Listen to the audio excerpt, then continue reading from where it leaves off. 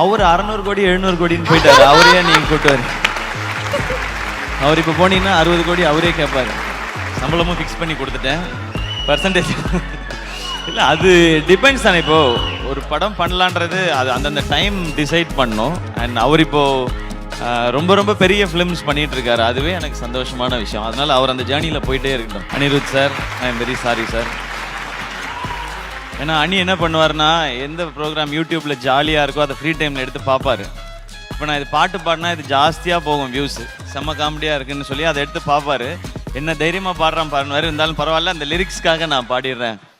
நாளை என்றும் நம் கையில் இல்லை, நாம் யாவும் தேவன் கை பொம்மைகளே, என்றால் கூட போராடு நண்பா, என்றைக்கும் தோற்காது உண்மைகளே, பொன்னில்லாமல் ஓடு கோல்டு தேடி வரும், உந்தன் வாழ்வும் ஓர் ஒலிம்பிக்கை போலே வேர்வை வெற்றி தரும்.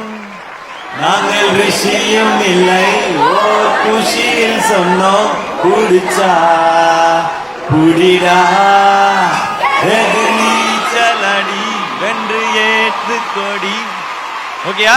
நாளை என்றும் நம் கையில் இல்லை, நாம் யாரும் தேவன் கை பொம்மைகளே, என்றால் கூட போராடு நண்பா, என்றைக்கும் தோற்காது உண்மைகளே, செங்கோட்டை பொன்னில்லாமல் ஓடு கோடு தேடி.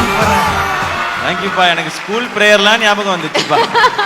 எல்லாருக்கும் ஃப்ரெண்ட்ஸ் அடி, கோலிவுட் பிரின்ஸ் அடி. இது கேப்ல அடி ஃபுல்லா. அண்ணா நெல்சன் சார் இங்க இருக்காங்க. டாக்டர் படம் பண்ணீங்க சேர்ந்து. அடுத்து எப்ப பேச்சப்? அவர் 600 கோடி 700 கோடின்னு போயிட்டாரு. அவரையே நீங்க கூட்டுவாரு. அவர் இப்போ போனீங்கன்னா 60 கோடி அவரே கேட்பாரு. சம்பளமும் ஃபிக்ஸ் பண்ணி கொடுத்துட்டேன்.